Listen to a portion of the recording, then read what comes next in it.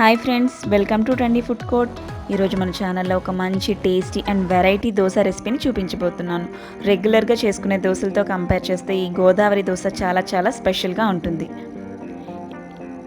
ఇప్పుడు దీని ప్రాసెస్ ఏంటో చూసేద్దాం. ముందుగా ఇక్కడ నేను ఒక కప్పు గోదావరిని తీసుకుంటున్నాను. నెయ్యిని తయారు చేయగా మిగిలిన గోదావరిని ఇక్కడ తీసుకుంటున్నాను. గోదావరి అనేది ఈ కలర్లో ఉంటే మనకి దోశ అనేది చక్కగా వస్తుంది. ఇప్పుడు ఒక మిక్సీ జార్ని తీసుకుందాం. దీనిలో మనం ముందుగా ప్రిపేర్ చేసుకున్న గోదావరిని తీసుకోండి. ఇప్పుడు మూత పెట్టి జస్ట్ లైట్గా బ్లెండ్ చేస్తే సరిపోతుంది. మరి ఫైన్ పేస్ట్ రావాల్సిన అవసరం లేదు. జస్ట్ లైట్గా బ్లెండ్ చేస్తే మనకి టెక్స్చర్ అనేది కరెక్ట్గా ఉంటుంది. ఇప్పుడు మనం ప్రిపేర్ చేసుకున్న గోదావరిని ఒక మిక్సింగ్ బౌల్లోకి తీసుకుందాం.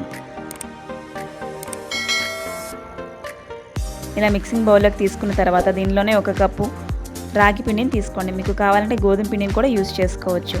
ఇలా ఒక కప్పు రాగి పిండిని వేసుకున్న తర్వాత అరకప్పు వరకు బియ్య పిండిని వేసుకోండి. ఇప్పుడు దీన్ని పక్కన పెట్టుకొని ఒక గిన్నెని తీసుకోండి. దీనిలో 1/4 కప్పు బెల్లాన్ని వేసుకోవాలి. అలాగే 1 కప్పు వాటర్ని వేసుకొని బెల్లాన్ని పూర్తిగా కరగనివ్వండి. పాకం రావాల్సిన అవసరం లేదు, జస్ట్ కరిగితే సరిపోతుంది.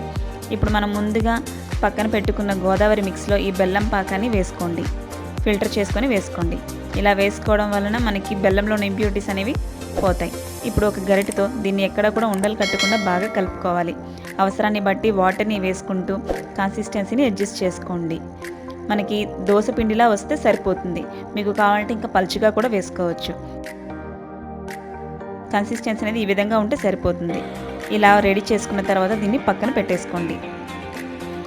ఇప్పుడు దీన్ని పక్కన పెట్టుకొని స్టవ్ వెలిగించి ఒక ప్యాన్ని పెట్టుకోండి. దీనికి ఇప్పుడు ఆయిల్తో కానీ నెయ్యితో కానీ గ్రీస్ చేసుకోండి. ఇలా గ్రీస్ చేసుకున్న తర్వాత మనం ముందుగా ప్రిపేర్ చేసుకున్న దోశ బ్యాటర్ని వేసుకోండి. ఇలా దోశ బ్యాటర్ వేసుకున్న తర్వాత మరీ ఎక్కువగా స్ప్రెడ్ చేయకండి, జస్ట్ లైట్గా స్ప్రెడ్ చేస్తే సరిపోతుంది.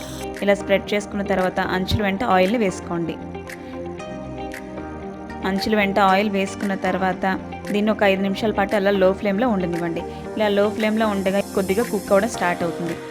ఇలా కుక్ అయ్యాక దీనిని మరో పక్కకు టర్న్ చేసుకోండి. దీన్ని రెండో వైపు కూడా 5 మినిట్స్ వేయించుకుంటే సరిపోతుంది. ఎంతో టేస్టీగా ఉండే గోదావరి దోశ అనేది ఈజీగా క్విక్గా రెడీ అయిపోతుంది. మనం ఈ దోశని రాగి పిండితో చేస్తున్నాం కాబట్టి దోశ టేస్ట్ యాజ్ ఇట్ ఈస్గా చాక్లెట్ దోశలా ఉంటుందండి. పిల్లలు 1కి 4 తినేస్తారు చాలా ఇష్టంగా. మీకు కనుక ఈ వీడియో నచ్చినట్లయితే లైక్ చేయండి, మీ ఫ్రెండ్స్కి రిలేటివ్స్కి షేర్ చేయండి. మరిన్ని లేటెస్ట్ రెసిపీస్ కోసం ట్రెండీ ఫుడ్ కోర్ట్ ఛానల్ని సబ్స్క్రైబ్ చేసుకోండి. Thank you for watching.